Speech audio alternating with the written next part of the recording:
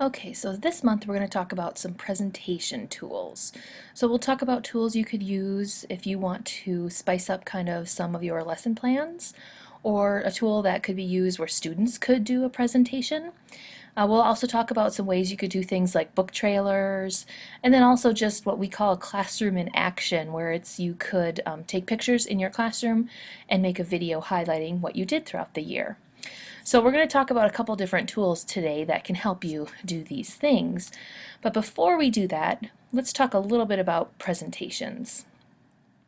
And the one thing I like to tell people is that less is more. So when it comes to presentations, quite often we want to have a conversation with the audience. I don't really like it when people read to me from the slides. I do that more here when I'm recording these videos for you all because it's a little bit different of a format. But if I'm in person talking to you all, I would rarely read from the slides. I'd more talk to you, have images, tell stories, more of a conversation than reading bullet points on a slide. Now, reading bullet points on a slide is kind of a killer when it comes to presentations you're doing in person.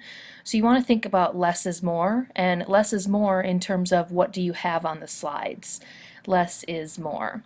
The more comes from the stories that you tell people as they're looking at the slides that you have. So keep that in mind when you're thinking about presentations and when you talk to students about presentations too. You know, I always hear things, I hear a variety of things like only 3 to 5 bullet points should be on each slide with only 3 to 5 words for each bullet point because we want to hear what you have to say about the bullet points and not have you read everything that's on your screen. So you hear a lot of different things like that, but it's something you want to think about when you're doing presentations and when you talk to students about presentations that they may be doing. That less on your slides is actually more, and the more comes from when you talk about it. So keeping that in mind, we're going to talk about some presentation apps today. And the reason we talk about these apps is that it actually can help students. It gets them using some of these new technologies, and we always talk about wanting to make our students these 21st century learners. So give them the opportunity to use some of these audiovisual tools, a new way to express creativity for them, as well as a way to get them using these new technologies, and get them thinking about these technologies for education. Students may use some of these already for fun, but they could use them in the classroom too. And this also can give the students a different opportunity to use their voice. You know, they might be used to doing presentations in front of the class, but give them a different way to express their creativity and their voice by using some of these things. So we're going to talk about two different tools, Animoto and AudioBoo. But I list a few others here that you can explore on your own. So we have, we often think of PowerPoints for presentations, but there are other ways to do it. So I'm not going to go over Animoto and AudioBoo on this slide because I will talk about that further in this presentation. But there's some other tools you might want to explore. Prezi is one. People call it the zooming presentation tool. What Prezi does is it gives you a big whiteboard and you throw all the stuff that you want in your presentation on the whiteboard, and then you give Prezi the path that it needs to choose. Which thing should it jump to? And you can zoom around, you can spin things. It's really kind of a fun tool. It takes getting used to. It's not something I don't think a brand new person to technology would be able to understand. But if you've used some of these other tools on this slide and you have never used Prezi yet, you probably could dive in and figure it out on your own. One that Anne and I really like is Haiku Deck. Haiku Deck lets you tell a story, but it finds the beautiful images for your slides. So you give Haiku Deck the text, and if you want to include graphs and things like that, you can too. And then Haiku Deck will search for high quality images that are in the Creative Commons, and it will put them as the background on your slide. And they find really, really fabulous images. It makes you look really impressive when all you did was give Haiku Deck some text. Then there's Sketch. Sketch allows you to draw images, add photos, and kind of annotate your images and photos.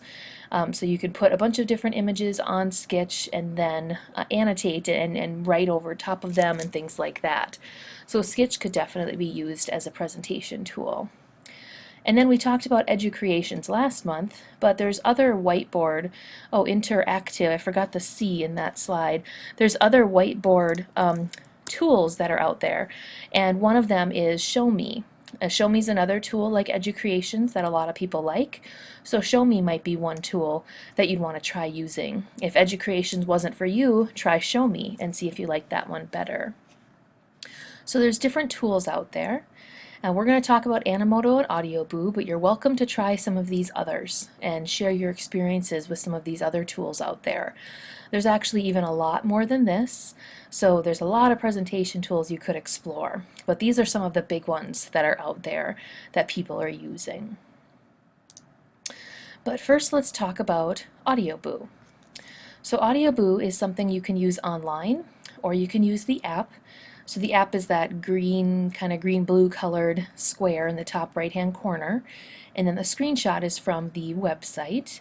And AudioBoo does win a lot of awards. AudioBoo is really popular.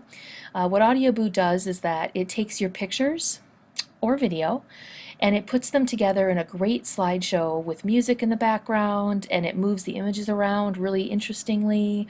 It makes you look really impressive when all you did was give it some images. You can also throw text and things in there too. And so AudioBoo is pretty popular, and educators like it a lot because AudioBoo allows you to have an educator account. With free accounts in AudioBoo, your videos can only be 30 seconds long. But if you apply for an educator account, you can have unlimited length videos. Well, the videos are as long as the songs that you choose. And so it's really nice that they allow educators to do this, that you can have much longer videos longer than the free 30 seconds that's allowed for the free account. Because Animoto, I should say, they have paid accounts for people who are not educators. They can pay to have long videos, but it's really nice that they allow educators a free account this way. Now, when it comes to the free account, you have to apply for it on the website. There's no way to apply for it in the app. So you have to apply on the website. What you first do is create your Animoto account, and I would suggest creating the account with your school email address. After you create the account, then you apply to be an educator, or to have an educator account. And it can take a couple days to hear back if you did get your educator account or not. We've seen many people automatically get their educator account just instantly, but it can take a couple days or longer to hear back from them. But I haven't had any teachers yet be denied an educator account. The only thing you have to remember is you have to apply for it on the web. You have to first make your account with Animoto, your free account, where you can get 30-second videos for free, and then you apply for the educator account. You can apply right after the other. You can make your free account and then instantly apply for the educator account, but you just have to go in that order. So you have to go to the Animoto website, and it's just animoto.com, make your free account, and then you go to this education page, and I have the link there at the bottom. So animoto.com/education/classroom. So we will show you how to make the educator account, but if you could do so ahead of time before our class, that would be really, really helpful, because you'd already have an account and we could just get going. So if you feel comfortable making an account and then applying for the educator account, please do so before we meet. And then when we meet, we'll show you how to use this tool. Now I want to give you some examples of how people are using this tool. So one thing is that you could have presentations about a certain topic. And this could be something that you have before you share a lesson plan. So before you start talking about the Children's Crusade, you might watch this video. And in this video, it was really great. This teacher took a bunch of historical images and put them in showing the Children's Crusade. And so the students watched this, and then they had discussions afterwards. So you could kind of enhance one of your instruction sessions with something like this. Or you could have a student do this. This could easily be a student's presentation about the Children's Crusade. So students could submit things here. Students only get that free 30-second account. There is kind of a weird long way around how to allow students to do long videos on your account, but it's kind of confusing. So I would just have students most likely just sign up for the free 30-second account. But they could make things like this, short little presentations about the Children's Crusade. And then I'm going to talk at the end of this video about the presentations that you will make for us, and Animoto would be a great thing to make that with. So here's just a few different videos we've seen in the past from different teachers. And so what they did is, they took screenshots of different websites that they liked in Mili, and then they made their video. And you can add text, like I said. So the very first one says, "Thanks to Mili, I can." So you can add text, but with the whole idea of less is more, you can't add a lot of text. So you can only add a little bit of text, but you can add your text and your images. So what these people did is some text and screenshots of things that they learned about that they really liked in Mili. Here are some examples of book trailers. So book trailers are pretty popular in libraries right now, especially with young students. Book trailers are basically the same idea as a movie trailer, but for a book. So what you can do is put the cover of the book, like you can see here for these trailers, and then you can just pull in images that kind of say something about the book. So for instance, for the Radleys, the one on the bottom, it's about teenage vampires, but they don't know they're vampires. It's kind of a really fun book. It's not actually a YA book, but totally YA could read it. It's a really great book. But what I did then for the book trailer is I have images of vampires and images of vampire teeth, kind of things like that, along with the text that goes along with it. So you can throw in a bunch of images and add text to get someone excited about a book.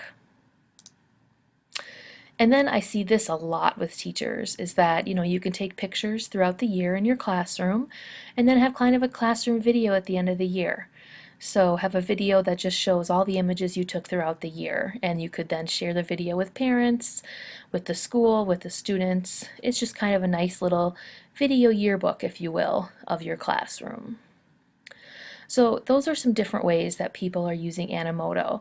And like we talked about, you could use it in multiple ways to talk about a lesson, have students create something, things like this with video yearbooks. There's a lot of different ways that you could use Animoto. So I want you to think about anything that you introduce to students where you kind of show them pictures to talk about it. Could that be something that you could make a little video of to make it a little bit more exciting? So think about how you could maybe use this in the classroom. And then the next tool is called AudioBoo. And AudioBoo is just like Animoto. You can use it online or via the app. And the app is that white box in the top right-hand corner. So AudioBoo, what it allows you to do is record for a free AudioBoo account. You can record up to 3 minutes of audio. And so it is just audio then. This is kind of the idea, when podcasting was hot. Podcasting was when people would record whatever they'd want, whatever the topic may be, and they'd release recordings on maybe a weekly basis or a monthly basis. AudioBoo could be helpful in something like that. You could record things and release them at different times, or you could use this to highlight something in the class, or have students make little recordings. Something like this is great to have short student interviews. So let me show you some examples of how people are using AudioBoo in the classroom. So this is a really great example. I have this linked in the Mili Wiki. This is a teacher, and this was a video she created showing students use AudioBoo. But what she did, this is a librarian actually, and I forget which state that she's in, but she had students record their own book review in AudioBoo, so it's just the students recording. And then what she did above and beyond that was really great. So when you make a recording, it's stored on the AudioBoo site, and you can get a link to it. And usually they can also give you a little embed code, so you could embed a tiny little player on a website. But another thing that this teacher did was she took the link to the AudioBoo and she turned it into a QR code. And then she put the QR code on the book. Now QR codes can be scanned with mobile devices, and they look kind of like a square barcode. And when you scan them, then you can be led to whatever they're going to show you. So when people scan it, when people grab a book in her library and it has a QR code on it, they can scan the QR code with a mobile device, and it will then lead them to the Audioboo book review of that book, which I think is fantastic. You can scan multiple things into a QR code. If you had a video on YouTube, you can turn that into QR code. But I think this is a great idea because you're not making a video of the students, it's just their voice. And it's something quick and easy they could do. They can give a book review, less than 3 minutes of a book review, and then you can have that book review on the back of the book. And isn't that a great way to advertise that book to other students? So I think this is one of my favorite uses of Audioboo. But as I said at the beginning, Audioboo could be great to have an interview. So here's a student interview who interviewed a journalist. And so this was a great idea of having a student interview someone. And if they can't interview someone like a journalist, even having students kind of interview each other, or having them pretend to be a famous person in history and having one of them interview each other. So they interview the person pretending to be the famous person from history. So I think interviews go really well. And especially in the free version, interviews can only be 3 minutes long. So that could really help students, how do you concisely say what you need to in less than 3 minutes? What types of questions would you ask so that you wouldn't go over 3 minutes? So I think it could be a really great exercise for students. And another example that I have linked in the Mili Wiki is students just talking about the Science Festival. It's a great way to kind of advertise the Science Festival. And so this student is just going on about getting excited about the Science Festival and what he may see at the Science Festival. So it could be something as easy as that. Librarians could use something like this if they're going to have an author speaker come in. Quick do an Audioboo of this speaker, and place that on the library website or send that out to people as an advertisement for that author. So there's a lot of ways you could use audio in the classroom. But here's an example of even more. So you could provide student feedback via Audioboo. As you're grading their paper, you could record, because you can pause in the middle of an Audioboo. You're not allowed to edit it. With these free tools, there's really no editing features in the majority of them. So you can't edit what you do, but you can always pause. So you could give the student their paper back and then also give them an Audioboo where you talk over even more than what you wrote down on their paper. You could make an Audioboo to highlight an assignment that students have. So then you could post that Audioboo on your site for any students who need to listen to you talk about the assignment again, or for any students who were absent the day you talked about it. You could just do observations in Audioboo. With mobile devices, what's nice is you can sometimes, if you have access to Wi-Fi or if the mobile device has 4G, you could go somewhere with your mobile device and then record your observation wherever you are. So depending upon where you go with students on field trips or even just going outside the school building, if you have the ability, you could do an observation in Audioboo. A way that people use Audioboo when they're learning languages is they have students record themselves, and then you can help them with their vocab and their pronunciations. So that could be a great way to get feedback to the student, that you can actually hear them saying these things and then tell them where they maybe need help. And I talked about student news reports, mini NPR. You could have students do their own little news program. So they have 3 minutes and they need to tell us 2 news stories. What do they say about those news stories to fit it in 3 minutes? You could also do audio feedback to parents. Like I talked about audio feedback to students, you could do the same thing for parents.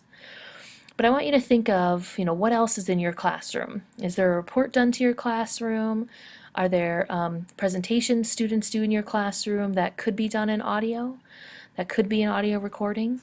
So think about what you do in your classroom and just see, is recording audio, would that enhance your classroom in any way? So by the end of Mili, you are going to need to make a presentation. It is due in May. It's due the day that we meet. And your presentation needs to be about what you learned in Mili and how you can apply it with students, or how you can apply it just personally or for your own professional development. What in Mili stuck out to you? We know you won't like we know you won't like everything that you learned in Mili. We get that. We show you a lot of things so that hopefully some things will stick, that you really will like some. So that's what we want to hear about in your presentations. So you could make an Educreations for your presentation. You could make an Animoto. You could make an Audioboo. You could use one of those other presentation tools I talked about, and you could use one of those to make something. So this is a final required project, and it's due in May. And so you will share all of your presentations in our May meeting. And what's nice with a lot of these presentation tools is, you can just come up and hit play and go sit back down, and we can share, we can have your presentation shared. So think about some of these tools and think about what you might use to make a presentation. And your presentation, I talked a little bit about it. What did you learn in Mili? How will you keep going forward with what you've learned? And so you want to highlight some things that maybe you've already used, or some things you liked but you haven't used yet, but how you want to use them. So, did you make a Google site for your class, or is that something that you want to make for your class? Are you still using Flipboard, and do you check it regularly? Have you shared the Elm databases with your students, or have you planned to share them in the future with your students? Did you make a Google custom search, or are you going to use that in the future for an assignment? How about note-taking tools? Did any of those work for you? Did you make a screencast with Educreations for your students, or could you see how you could in the future? Those are the types of things we want to hear in your videos. We want to hear either how you've used something or how you can already foresee yourself using it in the future. So that's the type of thing we want to see in your presentation. They have to be completed by May, and we really only want them to be 2 to 3 minutes in length. So we don't want really long presentations. Just give us a brief overview about what you learned and how you could use it. And this is a time for you to reflect, be positive, talk about the things that you really liked that you think you'll continue to use. That's what we want to hear about from you. And the reason we're going to play these for everyone is it's a great idea to get, or it's a great way to get ideas from other people. So you can see everyone else's presentation and maybe it will spark something in you that you might want to use. So this month you're going to learn about Animoto and Audioboo. And feel free to try them, before we meet. I would love it if you could create an Animoto educator account before we meet. So if you can, please do that. But you will learn about them when we meet. And then we'll also show you some examples of past Mili presentations. So, you have this idea now of the presentation that you need to create. But when we meet, we'll show you what some past participants made so you can get an even better idea. So that's what we'll go over in person. And that's all I have for you in this video. So go check out Animoto and Audioboo, and I will see you soon.